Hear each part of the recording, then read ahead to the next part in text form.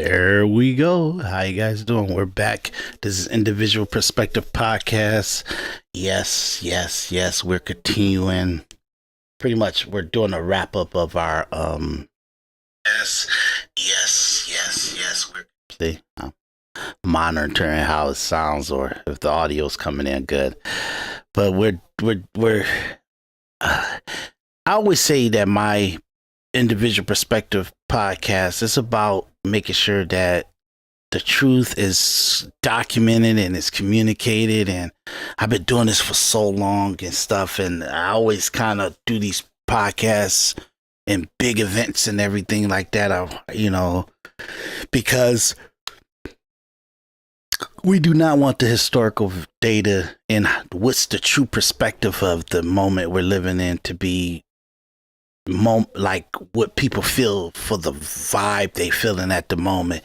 You want it to live to the test of time, and that's what I want to do. I want to make sure that this inauguration has, even at just my reaction, even if it's just for my own self gratification, my reaction to the inauguration and stuff like that. So part one was about the preemptive leading into the actual inauguration. Part two is about the morning of the inauguration and everything like that. And then now in this part, we're going to start from them showing up at the White House, having the tea with Biden and Kamala and Vice Vance, and then their spouses and everything like that. And then we're going to go into the ceremonies and stuff like that. And then the balls and the inaugurations, or like the ceremony, the balls, and then the aftermath of that. That's what we're gonna do. I think it's gonna be about probably. I think we're gonna do about maybe 40 total. So it'd be the inauguration ceremony, part 1, 2, 3, 4. Okay. Hopefully I don't have to do a 5. Okay. So let's get to. Where we left off at was the pastor from Detroit talking to Jake Tapper of CNN about why he's a supporter of Trump and everything like that, and the good book. So let's just jump right on in and do the arrival of the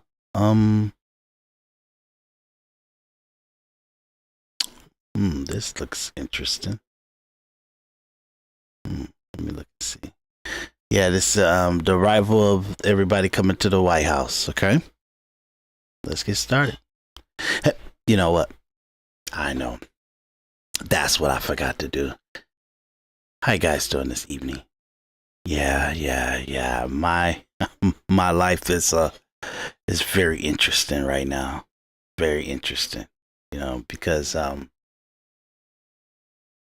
my mindset is pretty changed from who I was, and how I moved 6 years ago, even 6-7 years ago. And then what I do right now is based on, if my theory,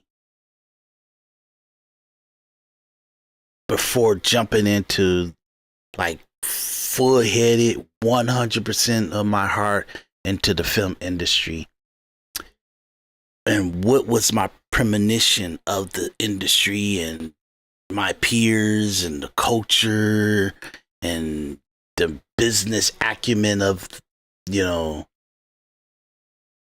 people that I'm coming into contact with and stuff, and how did all that work out, and what did it was my preconceived notions accurate or not? And because they were so accurate, scary accurate, and I everything that's going on, I pre-called it. I knew it. I knew that it was gonna end up like this. Let me know that I have to have discipline to hold my understanding, my education, my skill level, my abilities. I gotta hold it high. I'm not even allowed to be passive about it anymore. I'm not even allowed to be quiet about it anymore. I'm not even allowed to just be where I don't speak my value. I don't communicate my value because it's physically real now. It's not an idealism. I have done so much work, so much like nothing to something that is I have to advocate for myself now, very bluntly and brutally. And the bad part about that is that I'm finding more opposition to me because of that. And the only in the opposition of me not advocating myself is my destruction. So the bad part about it is so many people that know me, they know what my abilities are, they know what my end goal is, and they're willing to have my destruction for what they're perceived that's going on, what their perception is of what's popping off or what's in my head, and they won't have an open conversation with me and let that be the hypothesis or the conclusion that they come up with. They come up with their own. So now it's like how people come at me is with their mental illness instead of what it is and what's discussed is. I'm a very logical and open person. You can't do a podcast and do podcasts for a decade or so and not have a total openness to how you communicate. It's very rare. You're gonna find a podcaster that in their personal life or whatever they're doing in the exterior of the podcasting is that they don't really have an openness to logical conversations and blunt conversations and open conversations. But that's what it is. And the reason why I mention that is because in this time, I call it the Trump era. The Trump era is about opening your eyes to the system. And Trump had to put his life and his family and his legacy and his company and his wealth on the line in order for us to see the true physicality, the true operations of the system. And I think that people deciding not to even acknowledge it. Like we're having conversation with family and friends and the community and business partners and people like that. We're having conversations like we gonna lie to each other still to act like what's communicated has not been communicated. No, it's been communicated, and now we gotta really be objective and have an objectivity into our communication and know what it is. It is. Okay? Individual Perspective Podcast is when your truth is the objective truth. And the only way your truth could be the objective truth is you vetted everything. Nothing gets past you without a true, blunt, and dissectable scrutiny and analyzation of what it is in the physical realness of what's going on. So you're not able. So that way, when you start to communicate something, it's been vetted. It's known to be true and factual, and it can stand to the test of time because of its truthfulness. And that's what it is. So, look, the era of Trump is something, and it's very revealing, and it's heartbreaking. And what's revealing, what's revealed. You know what I mean? It's heartbreaking. The Trump era has made the world have to show what it is and take off the mask. And you'll find that it's heartbreaking to see the culture, the level up culture has made people so vicious and devious and like uncivilized and almost very it's just messy. It's just just terrible. So I always say that, you know, everybody acts like they're for the black community to have families and good communication between men and women. But how can you do that when the value of a man is if he makes over six figures or not? And this world is built and is survived in the heartbeat of our culture, of our civilization, of our country lives on a garbage man doing a great job and doing his job with integrity for 40 grand a year. You know what I mean? If he lucky, he could get up to 50 grand a year, maybe 56. You know what I mean? Or a shelf stocker in a grocery store, or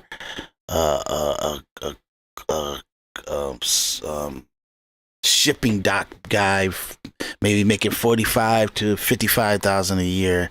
And different people in the airport fields and different just things that's got to get done, and that the average person will make. I'm talking about a good, hard-working, highly integrity and great human being, and one of the best people on the planet, for how just the majority of people are going to be making from, if they're lucky, 35 to 65,000 a year. I'm talking about, and they got clout in their jobs, you know. And we say that those people don't deserve to be married, they don't deserve to have kids unless they make it six figures and over. And that's like, man, what would this society be if we allow that to be the value of family and marriage and like honor and integrity? You know, and it's just like, if you're lucky, you got a 10% of the population that will get married. You know, it's pretty brutal. You know, so look, I know I'm just letting you guys know there's a lot going on in our culture and our society. So, you know, the Trump era has revealed the truth. So, okay, let's go to the inauguration day and the arrival in the morning for the tea with the president. And like, everybody come to have tea with President Biden on his last day and before the incoming of the new president. Okay, so let's get started. As we're having this conversation, some live pictures there at the White House. President Biden, Dr. Jill Biden, the First Lady there, we're told, preparing to receive the Vice President of the United States, Kamala Harris, and the second gentleman, Doug Emhoff, here in just a moment. That's who we expect to hop out of the back of that limousine there. But Kristen, I didn't mean to cut you off. Well, and these images are so striking because this is a tradition that goes back years and years. And of course, it did not happen 4 years ago. Then President Trump did not welcome President Biden and First Lady Jill Biden. But here they are. President Biden has said the transition of power is critical, the smooth transition of power. So following American history. Yeah, they try to put him in jail for the rest of his life, 134 years. So, you know, we don't have to be civilized to garbage people like that. But them needing to be civilized to Trump and everything like that, yeah, because you're a loser and you're a weak person. And what you tried to get done didn't happen and it failed. So get on your knees and kiss my foot. That's what the Trumpers are saying. That's what our movement and everything, and that's what it's about. Get this system on their knees and beg for their life. That's what we want. At the White House, President Biden, Dr. Jill Biden, the First Lady there, we're told, preparing to receive the Vice President of the United States, Kamala Harris, and the second gentleman, Doug Emhoff, here in just a moment. That's who we expect to hop out of the back of that limousine there. But Kristen, I didn't mean to cut you off. Well, and these images are so striking because this is a tradition that goes back years and years. And of course, it did not happen 4 years ago, then President Get Trump over did it. not welcome President Biden and First Lady Jill Biden. But here they are. President Biden has said the transition of power is critical, the smooth transition of power. So following through with this critical We're transition. seeing these traditions, and let's not forget Kamala Harris, of course, the vanquished opponent of Donald Trump. And so they greet, perhaps for the last time, a good morning air kiss from the president and vice president. And they will be in a few moments out there on those steps again, Hallie, as I turn to you, to greet Donald Trump and Melania Trump. And again, more history. We have Donald Trump returning to office for a second term after an interregnum of 4-year absence. And this has happened only one other time in our American history. But there's the shot, the president and the vice president for a final moment and some moments inside now the White House before the incoming president and first lady awkward. and vice She was president. trying And second, She was trying to hold his hand, and it was just so awkward, and they couldn't even do that right. Watch this. first lady and vice president. That's so and funny. the vice president for a final moment and some moments inside now the White House before the So incoming Doug, did he president like and first lady. why didn't he continue to hold her hand? I guess he had to go right behind her so they can go first. I get it. Okay, that's interesting though. Watch this. She's reaching for his hand. And some moments inside now the And White he House holding it, before the and then incoming he let it president go. and first lady and vice president and second Interesting. and second lady Body join language as is well. everything. Body language is everything. You know what I mean? Yeah, it tells you a lot. Okay, so let's go to the next clip.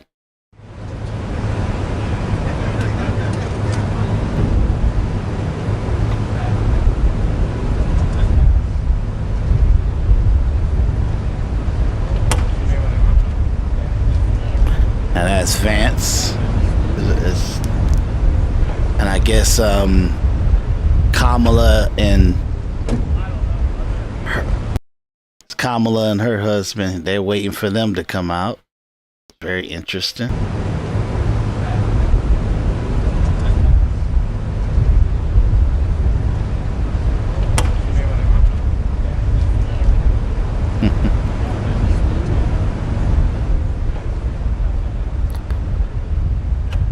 Let's see if I can take some of this sound out.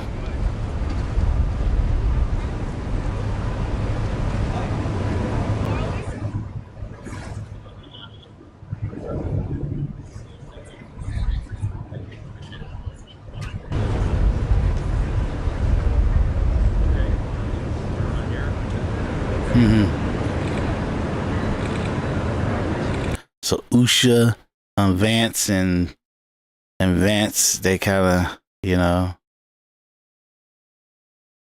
taking their little photos and stuff, and they meeting the vice president and the first gentleman.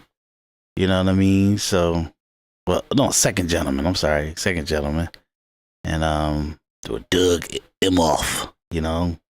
But it's so interesting. Power. I gotta love the American people. They don't want this. Not the American people. I'm talking about Biden and Kamala. They don't want like Vance and Trump ascending to the presidency.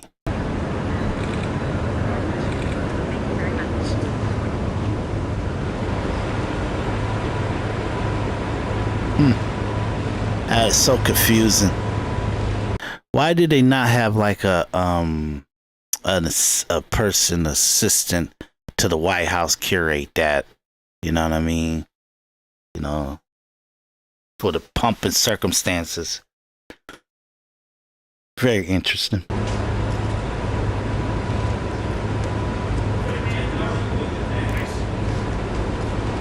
Sorry that I'm so tired, guys. I've been doing so much, but it's so awesome. I love being here with you guys, and I love doing this. I really, that's why I've been really fighting to do it, because I want to do it right, and I want to do it just for justice and stuff.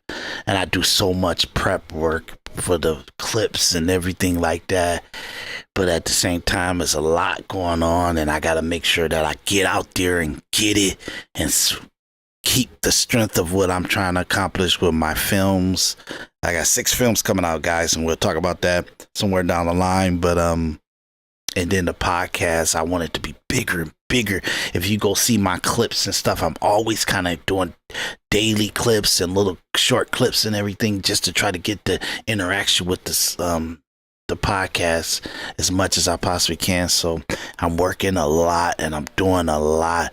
And yes, it's a dog fight because I find, you gotta overcome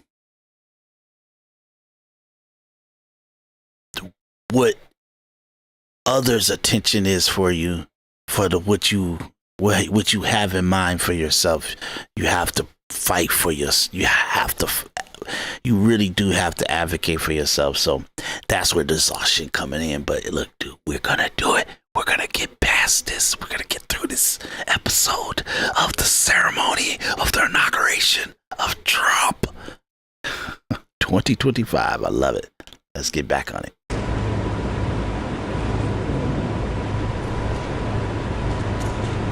So interesting. And they did have assistants there, so why not have them, like, tell them, oh, you come over here, you come over here, you stand over here, you stand over here, you stand over here. You get what I'm saying? So why not have them like that? So okay, but look, it's all interesting. All this is just very interesting. Very, very interesting. Okay, let's go to the next clip. Dana, we're about to see a moment here together. What a beautiful shot that is of the White House, 1600 Pennsylvania Avenue, 18 acres there. And the president-elect's motorcade is now underway. They are holding for a moment just to make sure that Joe Biden and Dr. Joe Biden are positioned at the North Portico to receive them. We know that J.D. Vance and his wife Lucia are already inside with Kamala Harris, the vice president, and the second gentleman, Doug Emhoff. They've got about 2 more hours for those titles. Bill? You know, Dana, the clock says 11:47 for the swearing in. So by my watch, we're, 2 hours away from that. And based on the current schedule, it looks like we are right on time. And we need that, Dana, because it's written in the Constitution. So stand by. We'll watch it together now from the North Portico Here we go. of the White House.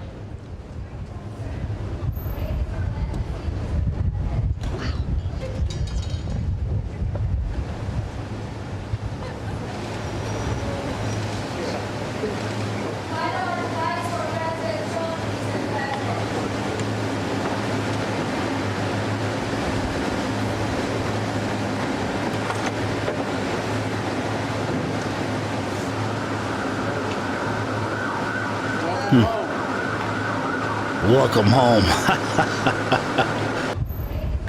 And Biden said, welcome home. That's interesting. That is very interesting.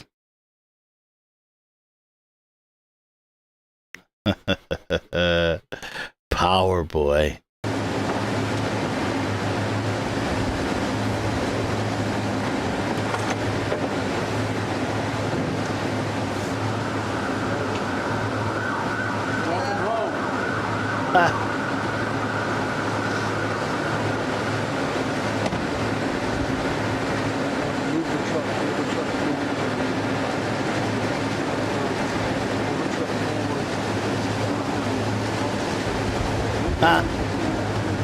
Power boy.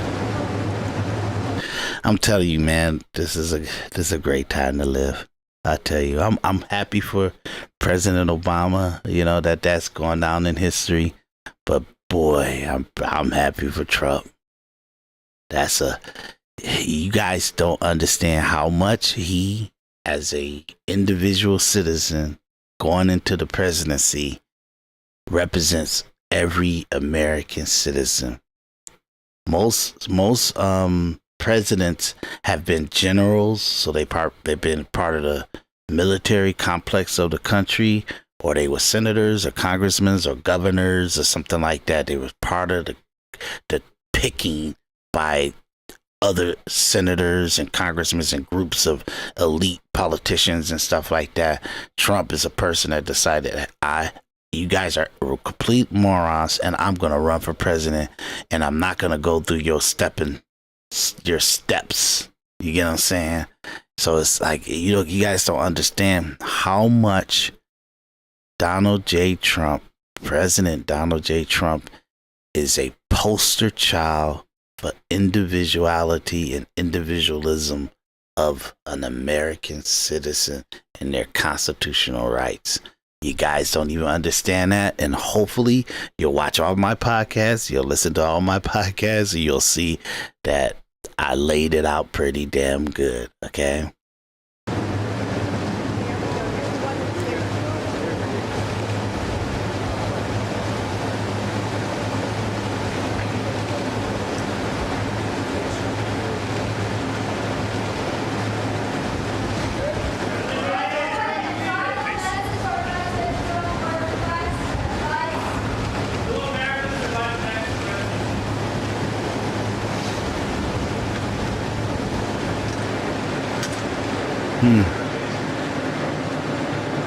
There they go.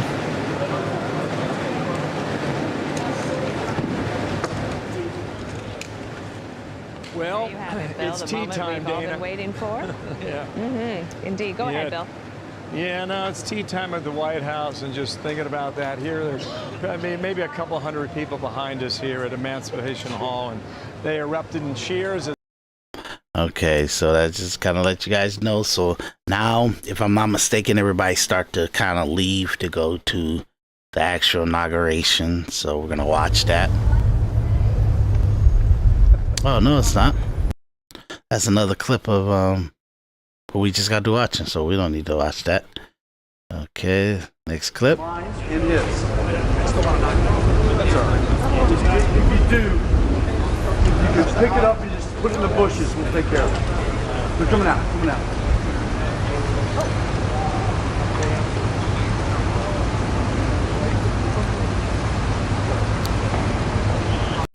So Usha and Doug Emhoff, they kind of ride together. So second gentleman and Vice President Vance, his wife Usha Vance, they ride together to the inauguration ceremony and in a limo together. Pretty interesting. So let's see how that works out.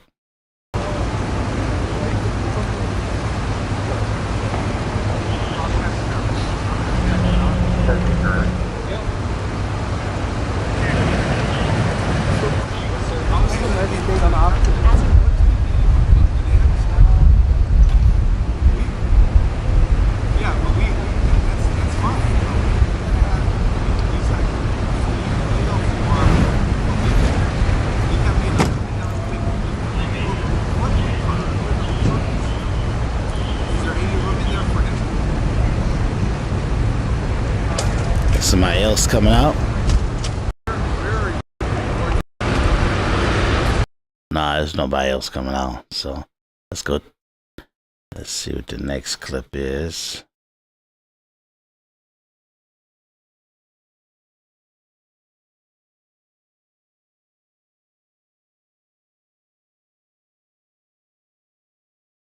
Okay, let's see how this. Let me look at this. Give me 1 second. No, I'll see what's going on here. Okay, so let's watch this.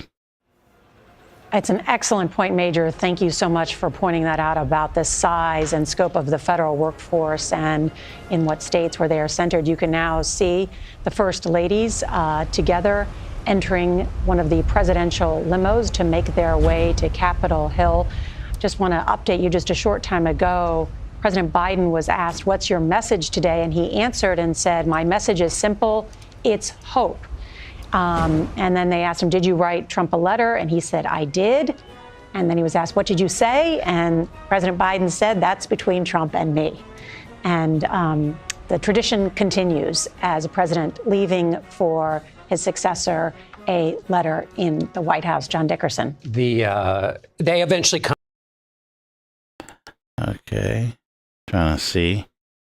Because they have a lot of people that's kind of showing you up. Down.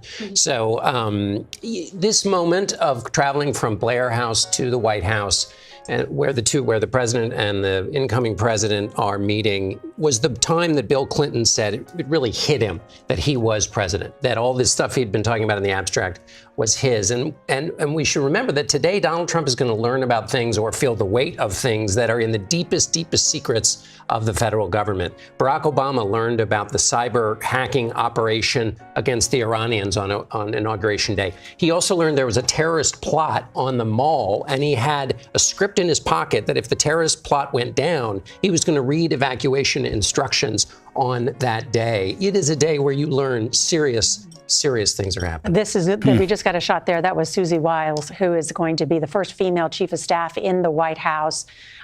She rules with an iron fist, and many people credit her with not only the success of. Okay, so let's go back to the White House and not listen to the whack commentary. Well, it's okay. It's the chief of staff lady that they were talking about. She is pretty good. She's like a pit bull for Trump, so it's good. Like, she gonna make sure he don't get it, like have shady people part of his cabinets turn on him. Even like Steve Bannon, you know, these people was not loyal in the end.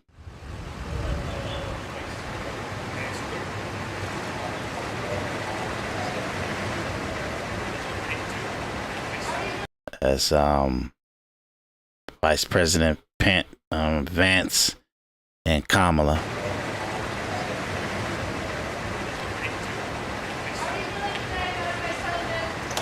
Very well, thank you.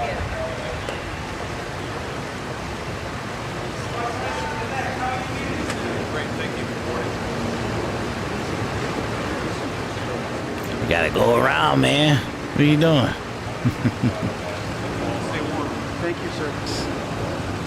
So awkward. He's telling like the cameraman and them to stay warm. You know, they get paid. Don't worry about the cameraman, media people. They get paid to get some good money to be out there doing that stuff. So it's pretty interesting, you know.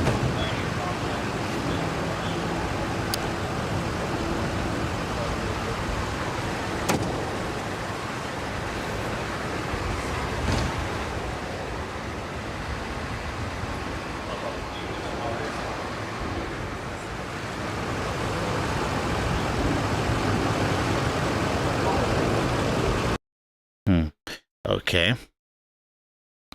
So that's Vance and Kamala on their way to the inauguration. Okay, so now it's time for us to see the big boys. Here they are. Let's listen in.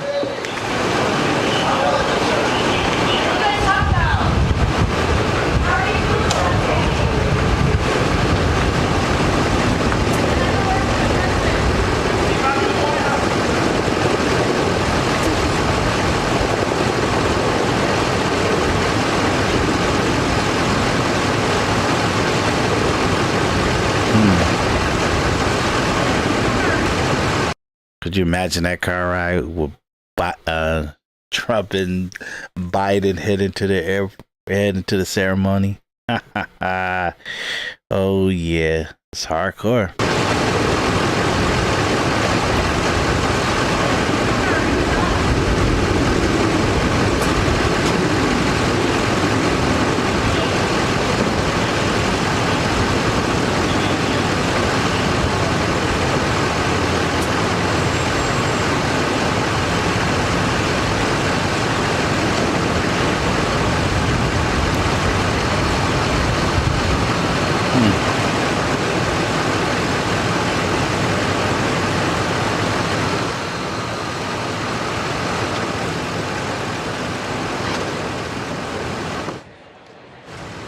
Okay. They pulled off. I don't know what they were looking at. All right. The world watches this peaceful transition of power in the United States. Yeah, Joe Biden was in Charleston, South Carolina yesterday, and he made some comments about the 3 Israeli women who were released. And then he had a building and museum dedication in Charleston. And one of the things that he said is that he's not going away. He's not disappearing. And you wonder what his post-presidency life will be like at age 82. Yeah, he need to retire. Largely spent in Wilmington, Delaware, Rehoboth Beach, where he spent so many weekends as as president, and enter Donald Trump, who has the energy sometimes of 100 men, Dana, and we have seen it. We've talked about going back on Trump time, and we've talked to our colleagues of younger age who were not working with us during the first term. Donald Trump gets more done before noon than most of us do in an entire week. So get ready, it's back, Trump time. I'm Steve Ducey. I'm Brian Kilmeade. And I'm Ainsley Earhart. I don't know why they had these stupid clips on the end of the videos. Everybody wanna. I understand. I get it. I'm gonna shut up and not comment on that. Okay, so now let's get into the ceremony and see the arrivals and the people come in for that. And like I said, I grabbed a bunch of clips to try to keep this organized in chronological order from the beginning of the day to the end of the day. So let's jump straight in it, because we got a lot of clips to play. A lot.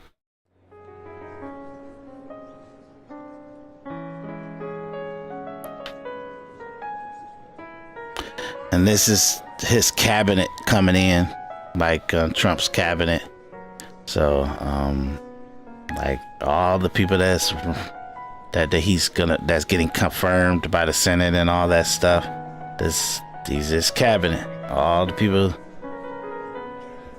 Treasury, CIA, FBI, you know what I'm saying, Pentagon, all the people that's gonna be part of his cabinet. It's awesome. Awesome. Now Vivek Ramaswamy, the gentleman, Indian gentleman right there in front of Tulsi Gabbard, he was supposed to be part of the cabinet, but I think he's trying to become senator of Ohio or governor of Ohio. So that's an interesting situation that's going on there. So we're looking at his cabinet. Toby Gabbard, she's a green suit outfit on.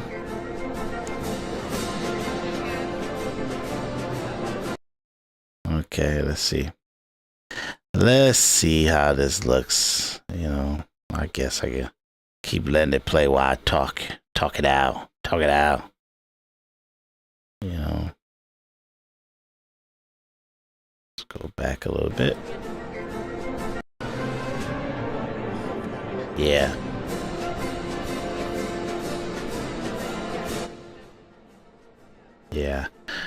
So, you know, some powerful people in that room, and it literally, look at Silicon Valley and all the people there. That's the cabinet. But also you're gonna see Tim Cook, Apple, the Google owner, CEO, and everybody. Excuse me. Elon Musk, all of them. That's the cabinet right there. But the people that's gonna be there with them, that's the equivalent of like $3 trillion in that room. You know what I mean? It's crazy. Very interesting. Okay, we're gonna let that go. Let's go to the next clip. Hillary Clinton and Bill Clinton showing up. The presidents, you know.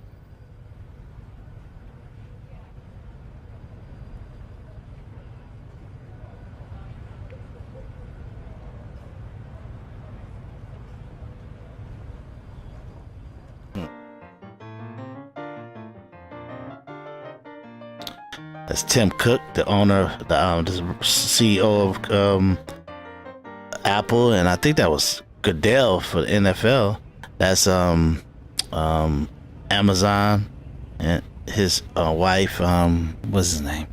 I don't know the guy from Amazon's name. I said Jeff Bezos. Yeah, that's him. I don't know. See who that is. Oh, that's Mark Zuckerberg with them too. He was going in the door. A lot of people that's going in there. So senators and that was what's his, he's the mayor of New York. Went through hell. Mitch McConnell. What's his name?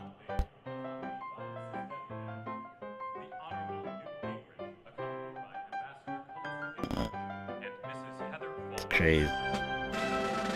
Those are the, yeah. It's so many people. There's just so many people. This right here. This is he's the mayor of New York. What's his name? Gosh.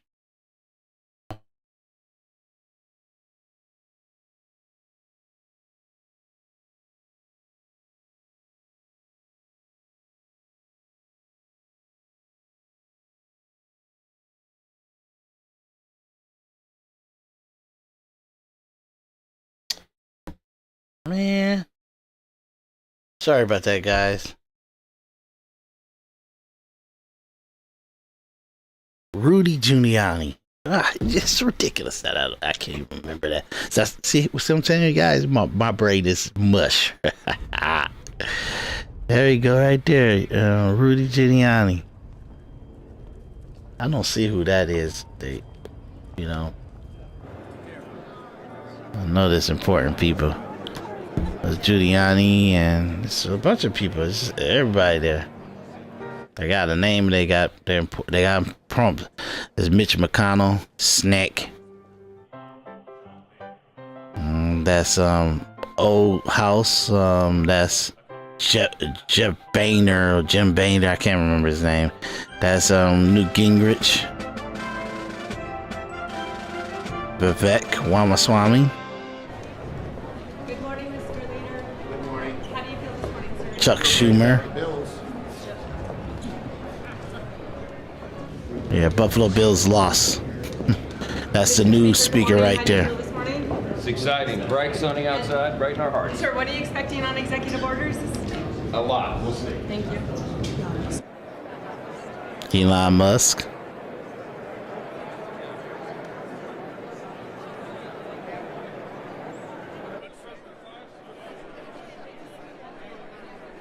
And senators.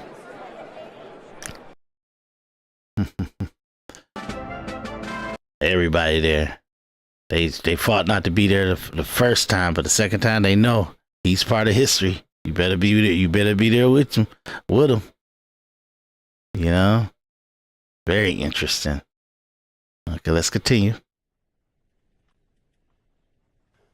Ladies and gentlemen, the Chief Justice of the United States, the Honorable John G. Roberts, Jr., and the ladies and gentlemen. Hold on a second. This ain't right, because we gotta let the presidents come in first. 42nd President of the United States, the Honorable William J. Clinton, accompanied by the Honorable Hillary Rodham Clinton.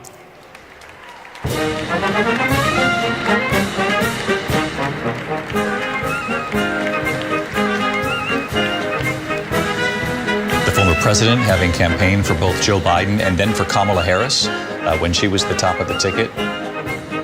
Secretary of State Hillary Clinton.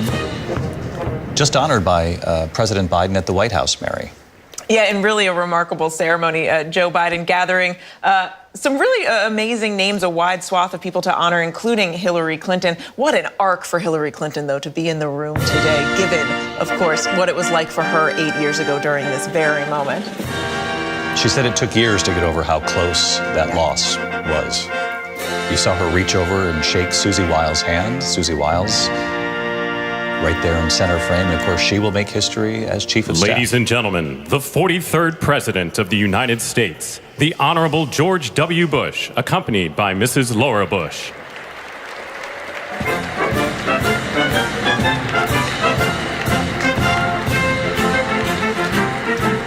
John Carl, many had asked if George W. Bush would make any kind of political statement given these politically polarized times. And for those of us who have covered him for years, we would often say that is very unlikely. William J. Clinton. Yeah, he's a shithead, Bush, because we could have lost this country, man, and he would have been an innocent bystander to the destruction of this country. So you get no respect from me, piece of shit. So, you know, go back into Texas in the backwoods to your ranch. We don't want to see you again. accompanied by Mrs. Laura Bush.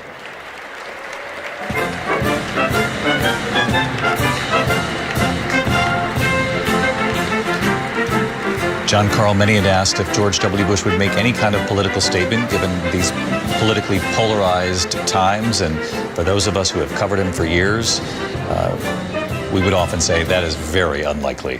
He sat it out. Look, no love lost between him and Donald Trump, but George W. Bush... Not interested. Not interested in getting involved.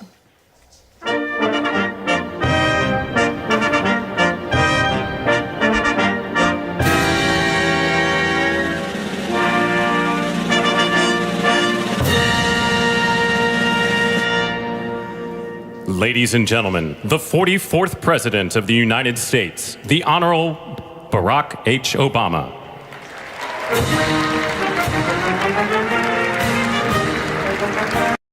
Because his she-woman of a wife ain't there, you know, with her crazy ass. Michelle Obama's a mess, man. A mess, man. So look, I'm not even going to get started. That's a different episode. Mary Jordan, Barack Obama, being applauded by that room as he walks by. And all these different relationships. Actually, we were talking about this earlier. Lindsay was alluding to it as well. You know, the Bush political dynasty, the Clintons, Hillary Clinton trying it, Barack Obama obviously serving, and then his vice president, Joe Biden, running years later and becoming president. But Michelle Obama not attending, and people will notice that. Okay. Yeah, they will notice that. But she's a knucklehead. So what are you going to do? Okay. Next.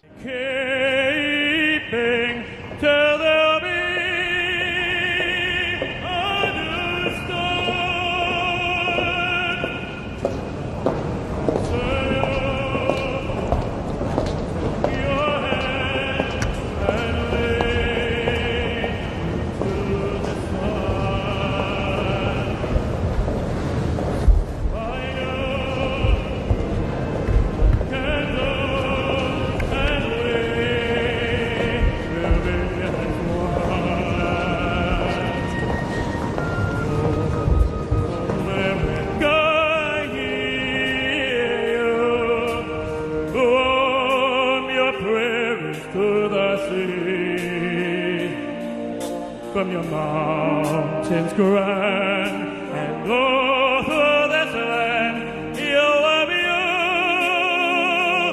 beautiful to me. Oh, America, you're calling. Oh, I can hear you calling me. You are calling me. To pay to thee, to thee, oh, I will be.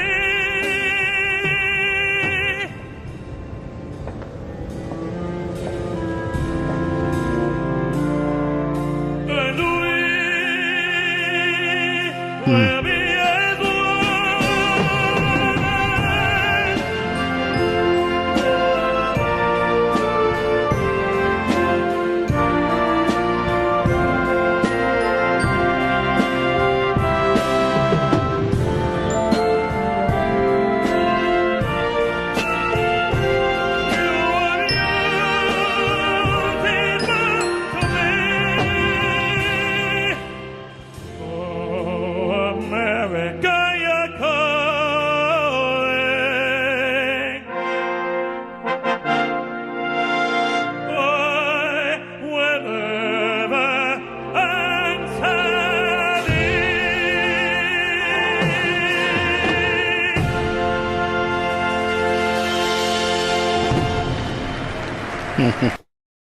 Oh, yeah.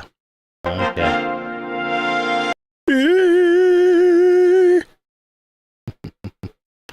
What's going on? Where like, what? I didn't know that they covered my face. What? What? You cover me? Why they cover me? Oh man, I didn't even notice that. I was so into watching him that I didn't even know that I wasn't on the screen. It was good, though. It was good.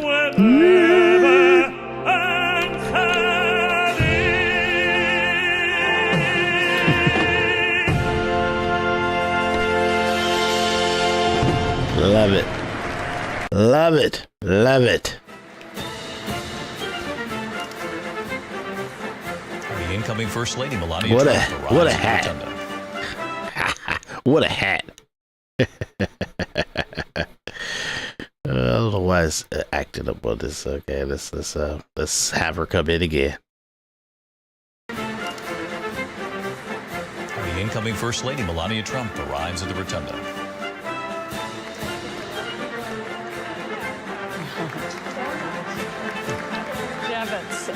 Designed that hat, and as we know, there were enormous number of designers who wanted her to wear either a hat or a coat or a dress today. So it's a big deal for Adam Lippis, who made the coat, and Eric Devitz, who made that hat. Interesting. Interesting. Barron's so tall, ain't he? Barron Trump. Okay, next clip.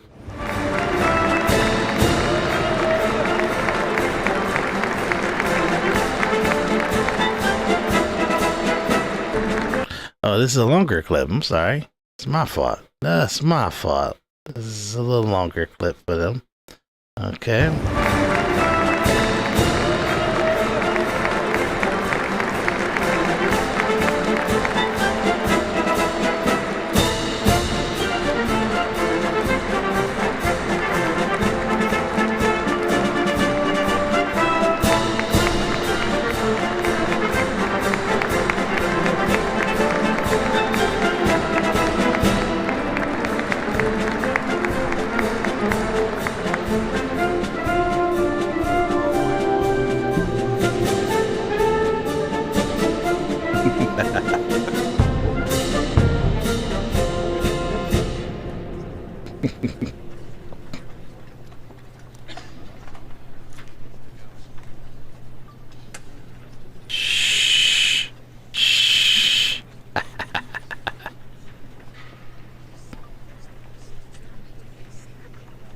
So quiet. Wow. Not even a... Ladies and gentlemen, escorting the President of the United States and the Vice President of the United States, ranking member of the Joint Congressional Committee on Inaugural Ceremonies, the Honorable Deb Fischer, House Democratic Leader, the Honorable Hakeem Jeffries, and Senate Majority Secretary, the Honorable Robert Duncan.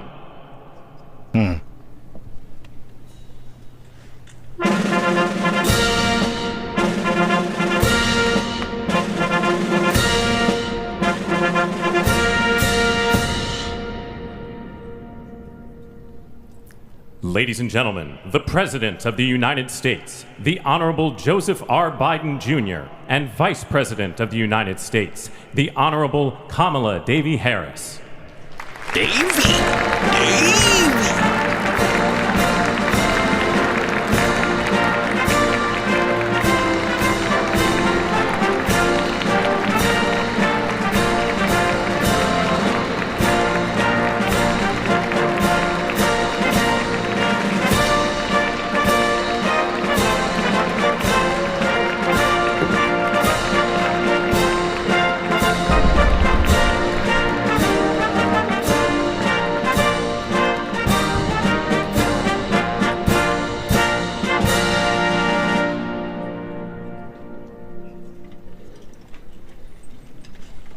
Ladies and gentlemen, escorting the Vice President-elect, the Executive Director for the Joint Congressional Committee on Inaugural Ceremonies, Mr. Michael Wagner, Senate Deputy Sergeant-at-Arms and Doorkeeper, Jason Bell, and House Deputy Sergeant-at-Arms, Mr. Sean Keating.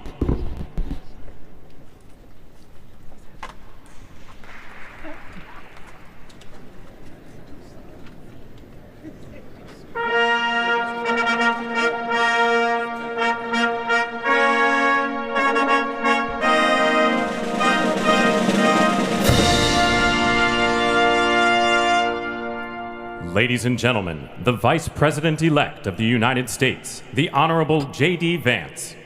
There we go.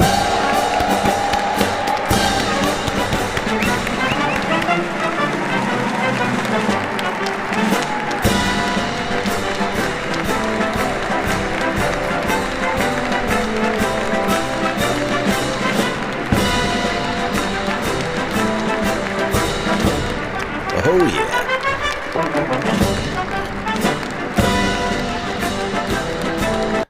I feel like it was just a day. It was going on, you know? Yeah, look, y'all.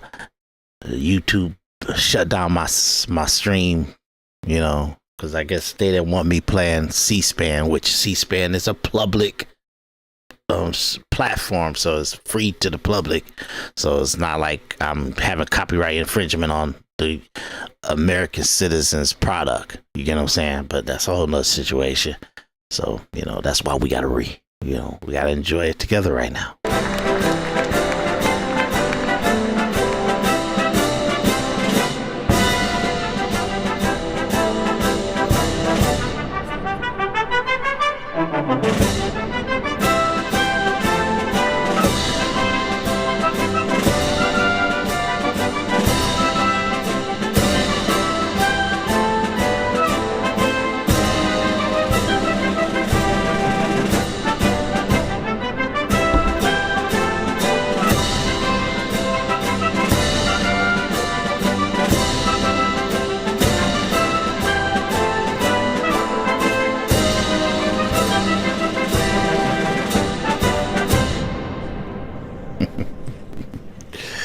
Oh, yeah. Ladies and gentlemen, escorting the pomp and circumstance. Yeah. President-elect, the Staff Director for the Joint Congressional Committee on Inaugural Ceremonies, Elizabeth Farah. House Sergeant-at-Arms, the Honorable William P. McFarland. Senate Sergeant-at-Arms and Doorkeeper, the Honorable Jennifer A. Hemingway. Senate Majority Leader, the Honorable John Thune. And the Joint Congressional Committee on Inaugural Ceremonies, House Democratic Leader, the Honorable Hakeem Jeffries. House Majority Leader, the Honorable Steve Scalise. Speaker of the House of Representatives, the Honorable Mike Johnson. Senate Democratic Leader, the Honorable Charles E. Schumer. Ranking Member of the Joint Congressional Committee on Inaugural Ceremonies, the Honorable Deb Fischer. And Chairwoman of the Joint Congressional Committee on Inaugural Ceremonies, the Honorable Amy Klobuchar.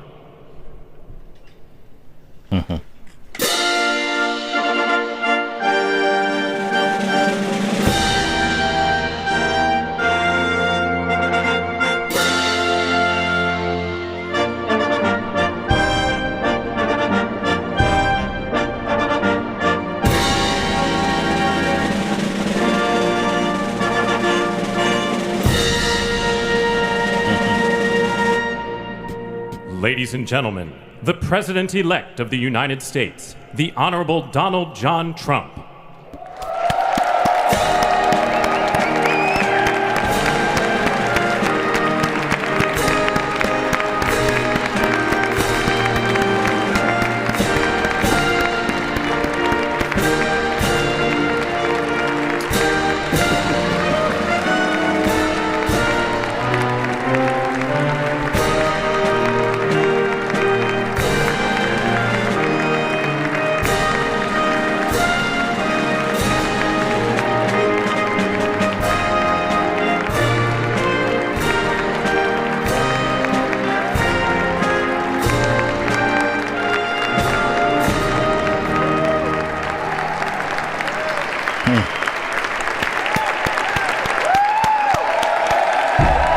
That dude, he's that dude. Look, man, he fought for our freedoms, man.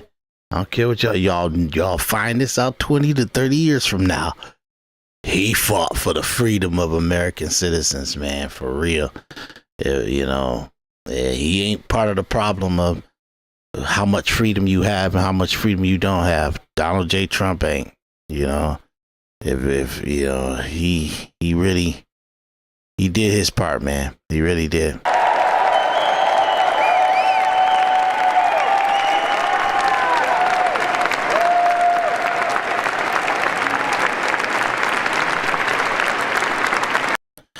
Okay, so we're gonna go to the next clip, and I guess it's the ceremonies, right? The ceremonies. Let's see what's going on here. Nope. Step back. Let's see what this is. The ceremonies. The ceremonies.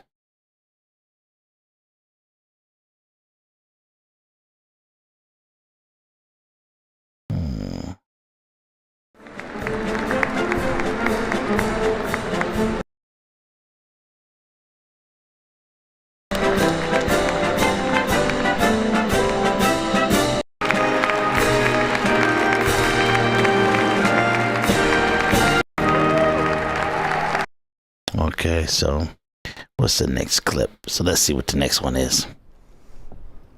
Please raise your right hand. Okay, so they're gonna swear me in.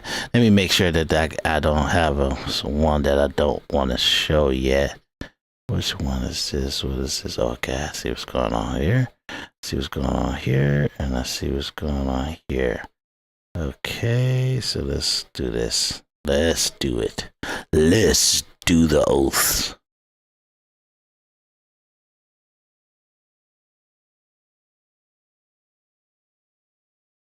Now, I think Carrie Underwood came out before they did the oath, right? I think they did. The words help me out here. Oh, beautiful for spacious skies, for amber waves of grain, for purple mountain majesties above the fruited plain. America, America, God shed his grace on thee and crown thy good with brotherhood from sea to shining sea.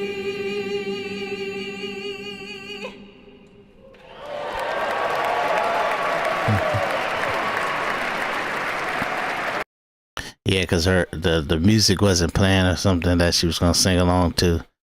But she did good. She did good. Okay. So now let's go to the swearing in. Okay.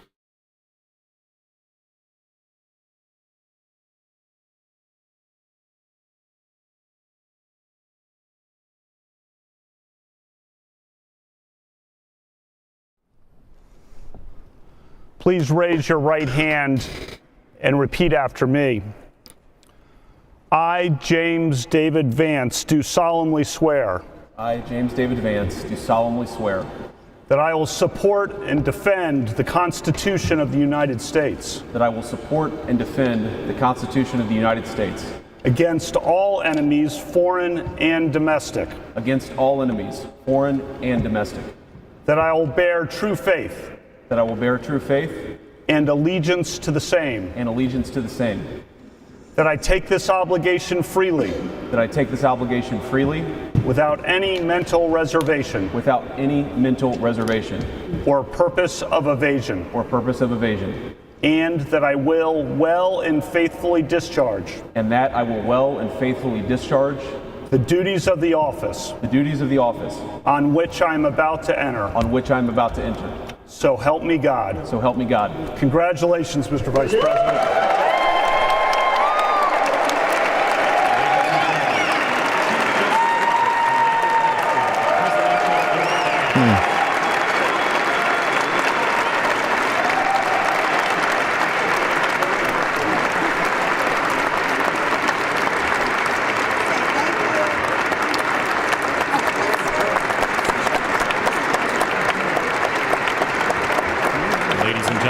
Please welcome Chief Justice Roberts to administer the presidential oath of office.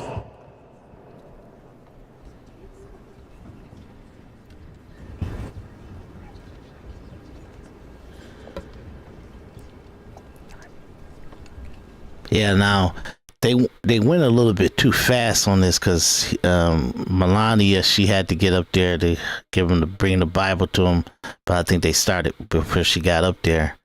So that's why you always hear about them saying that he didn't put his hand on the Bible and everything like that, because I think it was a little lag, but I'm going to let you guys watch it.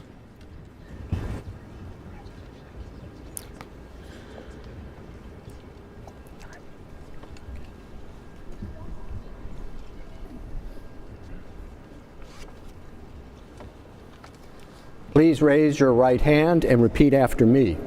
I, Donald John Trump, do solemnly swear. I, Donald John Trump, do solemnly swear.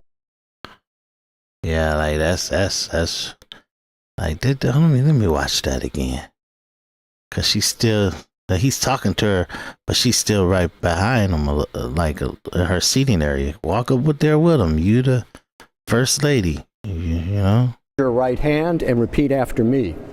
I, Donald John Trump, do solemnly swear. I, Donald John Trump, do solemnly swear. That I will faithfully execute.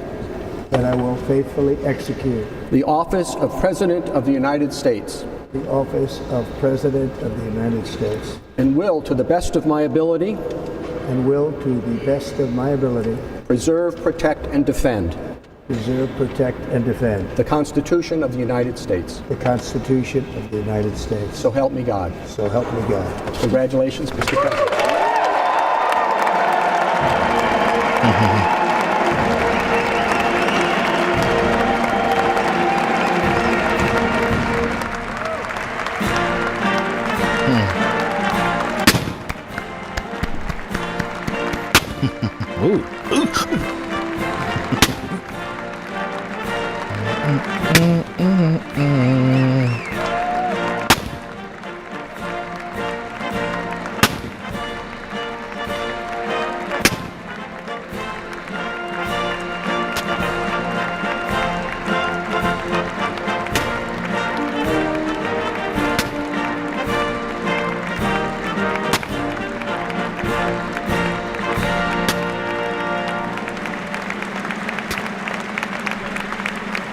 Okay. Now,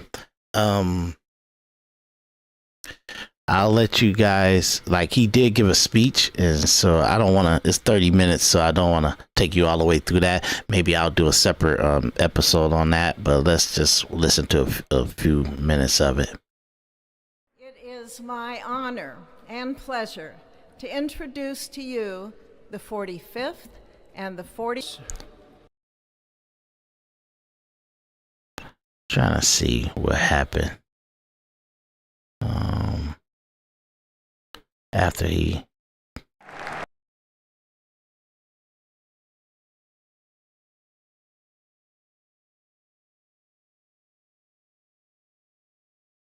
after his swearing in.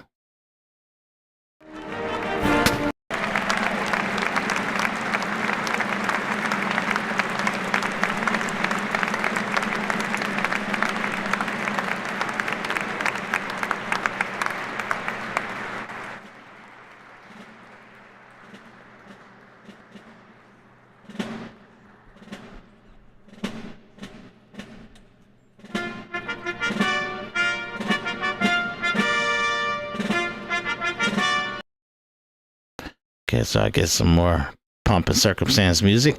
Okay, so I think one of the pastors did I think he came in with his speech. So let's go look at some of that. Justices of the United States Supreme Court, President Clinton, President Bush, President Obama, President Biden, Vice President Harris, and my fellow citizens. The golden age of America begins right now.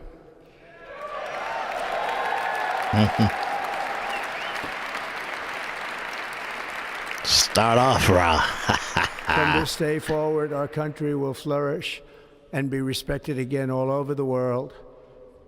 We will be the envy of every nation, and we will not allow ourselves to be taken advantage of any longer.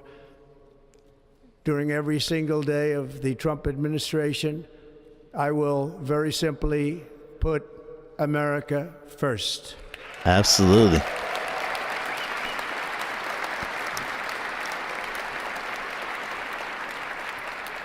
Our sovereignty will be reclaimed. Our safety will be restored.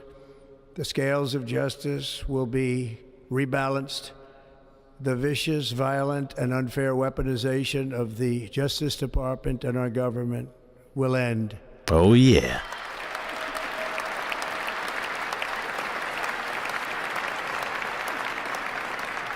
And our top priority will be to create a nation that is proud, prosperous, and free.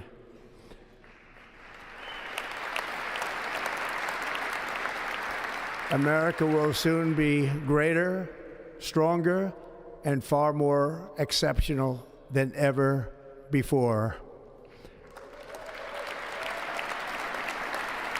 I return to the presidency confident and optimistic that we are at the start of a thrilling new era of national success. A tide of change is sweeping the country, sunlight is pouring over the entire world, and America has the chance to seize this opportunity like never before. But first, we must be honest about the challenges we face. While they are plentiful, they will be annihilated by this great momentum that the world is now witnessing in the United States of America. As we gather today, our government confronts a crisis of trust. For many years, a radical and corrupt establishment has extracted power and wealth from our citizens while the pillars of our society lay broken and seemingly in complete disrepair.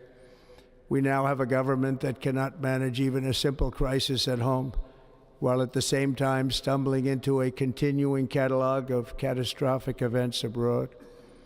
It fails to protect our magnificent, law-abiding American citizens, but provides sanctuary and protection for dangerous criminals, many from prisons and mental institutions that have illegally entered our country from all over the world. We have a government that has given unlimited funding to the defense of foreign borders, but refuses to defend American borders or, more importantly, its own people. Our country can no longer deliver basic services in times of emergency, as recently shown by the wonderful people of North Carolina, been treated so badly.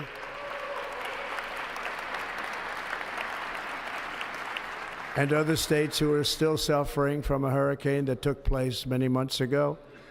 Or more recently, Los Angeles, where we're watching fires still tragically burn from weeks ago without even a token of defense. They're raging through the houses and communities, even affecting some of the wealthiest and most powerful individuals in our country, some of whom are sitting here right now.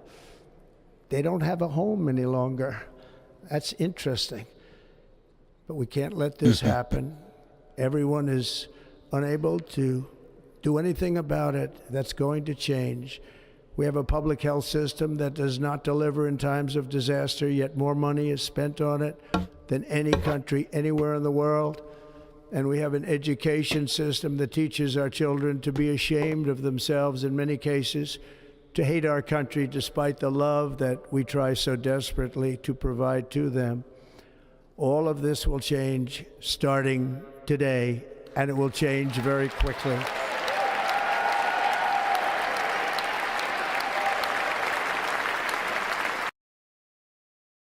Okay, so like I said, we're not gonna play the whole thing, but that kind of give you the gist of it all. And then so we're gonna play the pastor that kind of did the benediction to lead us out, because I love his presentation. And then we're gonna go to Biden flying out of here, flying out, leaving. It's giving him a farewell, goodbye, and then we'll move into I think he did some executive orders right after the ceremony, and then I think we're gonna go into I think it's ceremonies that's afterwards, like what was supposed to have been the parade, but it's certain ceremonies that they set up because they wouldn't be able to do the parade outside, and they weren't going to the inauguration night. But we're gonna do the inauguration night, and we're gonna do the parade type of things to pump the kind of the military band and the salutes, the first honor for the president. Whew. And we're going to do the first honor for the president in the inauguration balls coverage. And what's going on actually is the first honor is the speeches and the parades situations that's going on in the stadium, in the Capital One Stadium. And then we're going to do the inauguration ball. We're going to do those together, because they're pretty much entertainment and music and stuff like that, and different little things is going on in the aftermath of the ceremony. But what we're gonna do is, like I said, is the pastor that from Detroit. He's gonna give his my hometown. He's gonna give his benediction. We're gonna see Biden lift off and to go farewell. And then we're going to see Trump do an executive order, and then we're going to end this episode, and then we're going to come back with the actual party and the celebratory situations, and but we're going to start that with the first honor, okay? So right now we're going to the benediction of the ceremony for the inauguration. Let's send this in. Heavenly Father, we're so grateful that you gave our 45th and now our 47th president a millimeter miracle. We are grateful that you are the one that have called him for such a time as this, that America would begin to dream again. We pray that we would fulfill the true meaning of our creed, that we hold these truths to be self-evident, that all men are created equal. We pray that you use our president, that we will live in a nation where we will not be judged by the color of our skin, but by the content of our character. Heavenly Father, in the name of Jesus, we are so grateful today that you will use our 47th president, so we would sing with new meaning, my country, 'tis of thee. Sweet land of liberty, of thee I sing. Land where my fathers died, land of the pilgrim's pride, from every mountainside. Let freedom ring, and because America is called to be a great nation, we believe that you will make this come true. So let freedom ring. From the prodigious hilltops of New Hampshire, let freedom ring. From the mighty mountains of New York, let freedom ring. From the heightening Alleghenies of Pennsylvania, let freedom ring. From the snow-capped Rockies of Colorado, let freedom ring. From the curvaceous hilltops of California, but God, we're asking you not only that, let freedom ring from Stone Mountain, Georgia.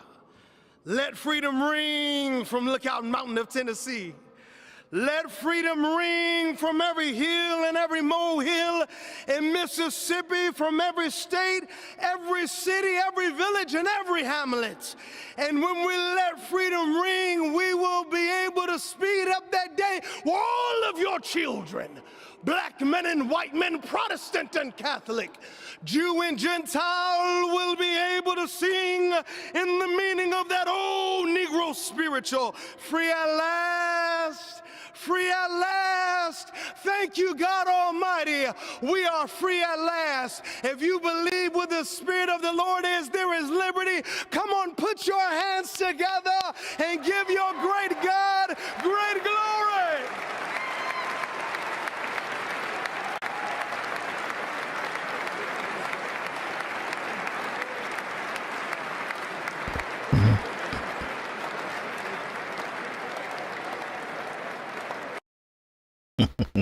Yeah, that was pretty wild. Yeah. Colorado, Okay, so like I said, now let's see Biden off.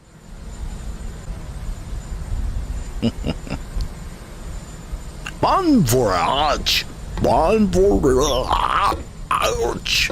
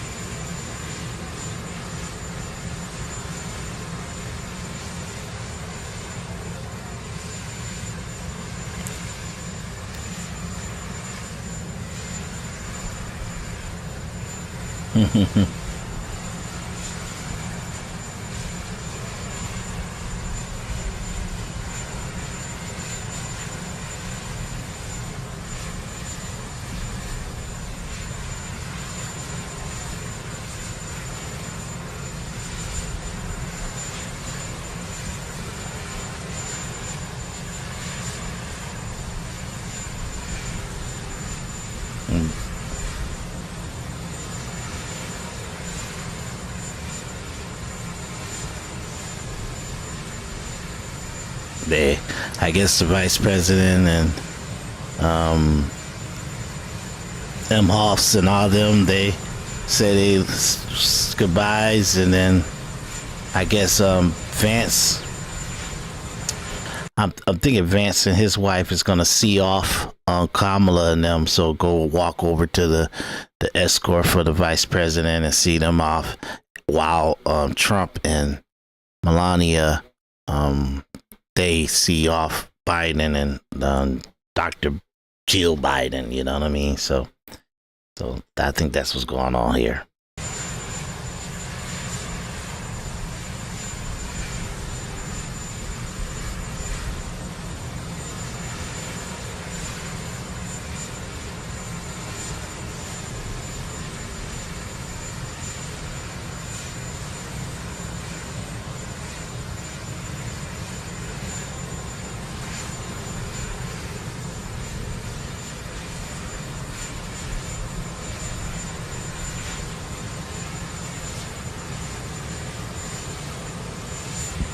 Yep. So see, like that, they're walking to the escort for the vice president, because she goes out in the motorcade. The president goes off into the helicopter to the Air Force One and fly him out for the last time. But I think Vance and his wife walks over with them to see them off, which there's a lot of hatred there. So I'm talking about Kamala got hatred for them, so but I guess they play it off pretty well.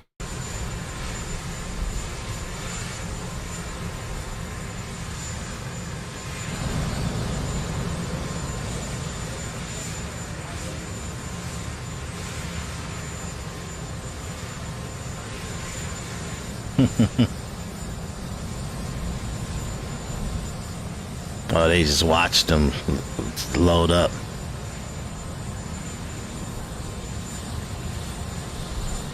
Bye. Bon voyage.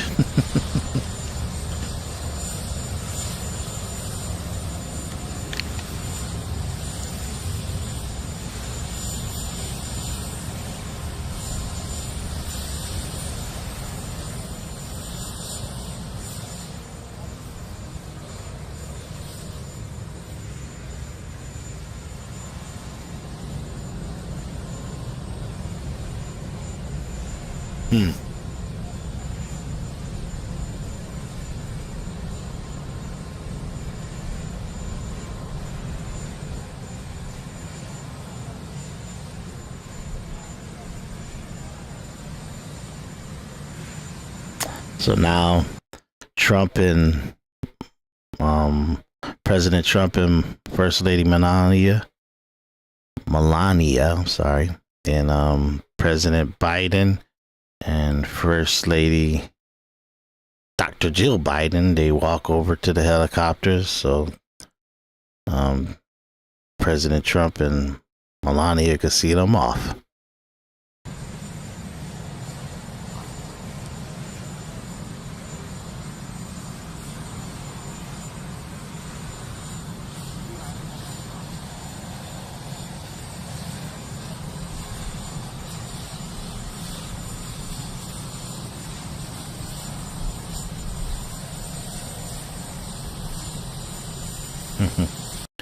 Melania holding on to that hat. A little windy out there.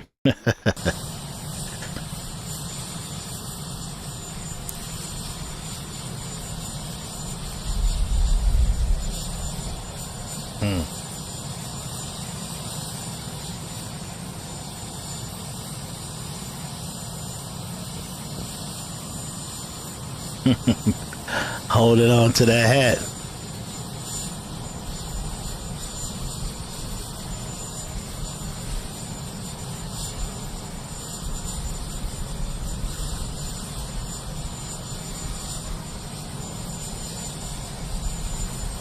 Yeah, they gotta get him away. Hey, you the president. Get away from that helicopter. Just in case anything go wrong. We can't have you get wiped out on your first day. Probably your first hour.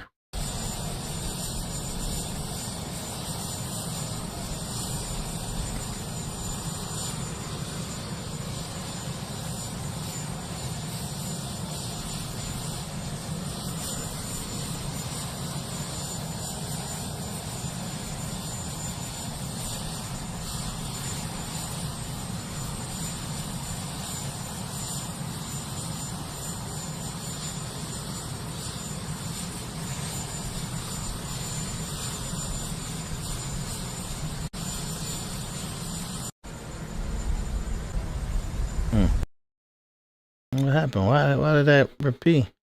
Why did it not take off? I wanted to see it fly away. Come on, y'all. Where's my clip at? I want to see them just kind of go watch it and we don't see them fly off. Come on. Let me see if do I got it? Oh, that's wild, man. I wanted to see that. Oh, I might have to start the next episode with that so we can see a proper fly off. What the?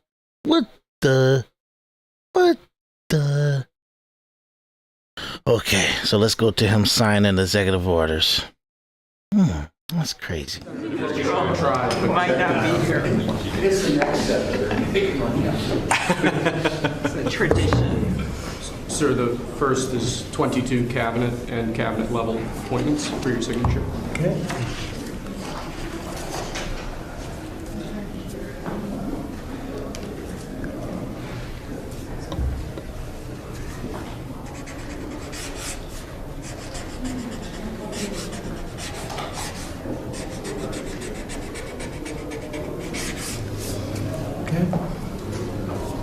The next one will be, excuse me. Next one will be 47 sub-cabinet level appointments, sir. But you don't have to sign. Yeah.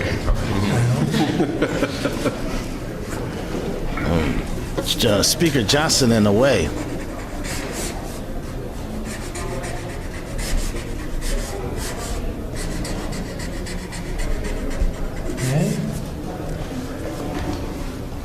Thank you, sir.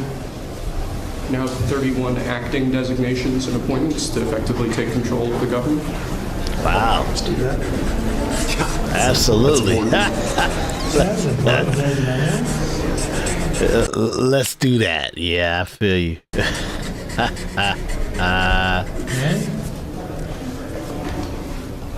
Thank you, sir. Now 31 acting designations and appointments to effectively take control of the government. Let's do that. That's important. That's important, isn't it?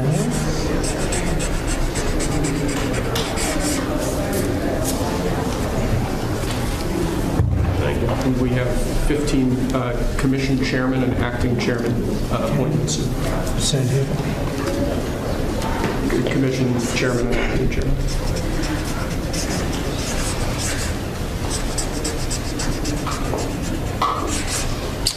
He was #1 at Harvard also. You know that? Good counsel. They have something in common.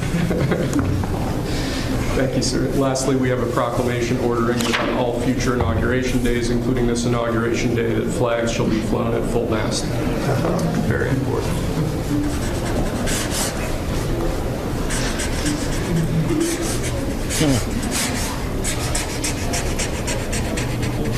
That was a beautiful place to have an inauguration tonight. The sound was so good. The temperature was 72 degrees, but the sound was so good. Maybe something to think about. Thank you. Okay. Good acoustics. Yes. All right. Now, That's thank it. you. We go to lunch. Great. Very Nice to good. meet you. Thank you very much. There we go. Take that. See you. Thank you, Mr. Thank you, sir. They get those pins, okay. But so then they have a luncheon. I'm gonna show you guys a little bit of the luncheon, and then we're gonna end this episode, and then we'll come back in with the music, the pumping circumstances, the rally for the parade, and all that stuff like that. Then we go into the inauguration, and we're gonna do that all in one episode. And that will be technically, I think that'll be our 4th episode. So it will be a total of 4 episodes. 5, because we have the aftermath too. Okay, so let's see a little bit of the luncheon. Please remain at your seats as President Trump, Vice President Vance, the Joint Congressional Committee on Inaugural Ceremonies, and the official party depart National Statuary Hall. So I guess this is the aftermath of it, after they eat lunch and stuff. Because they don't let you see them eat lunch and everything like that. But they did say some pumping circumstances, and they had some speeches and stuff like that, but it's nothing important. Just kind of let you see a little bit of the luncheon.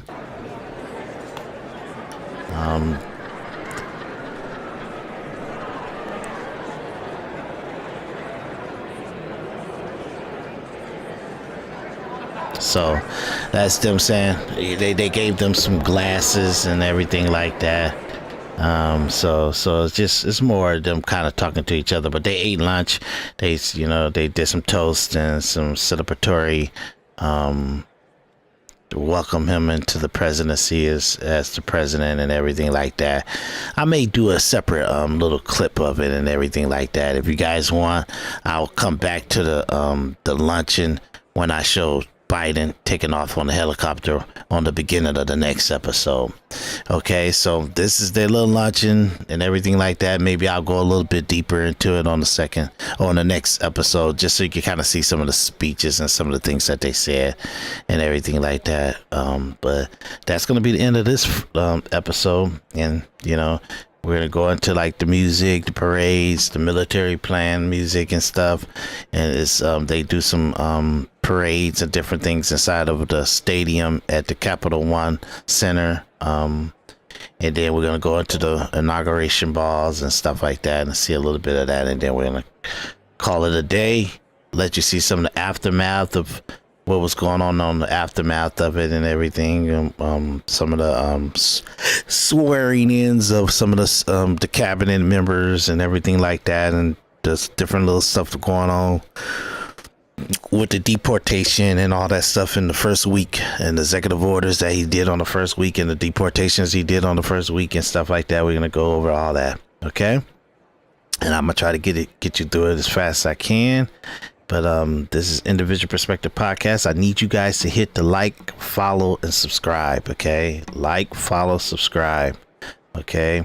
If you guys can, put $1, $2, $5 into the Venmo and the PayPal. We got to level this podcast up. We want to have guests, panels where we can talk about everything, the relationships, the dynamics of the society and politics and everything. But in order for me to bring extra people in, I need you guys to help us out, okay? Okay, so that would be about it on this episode. In the next episode, like I said, it's gonna be the bands and the inauguration ball and different things like that, okay? So my name is Daris D. McKinney. This is Individual Perspective Podcast, and I will see you guys on the next episode, which we do the last major load of showing you what happened on the inauguration, okay? See you guys in the next one.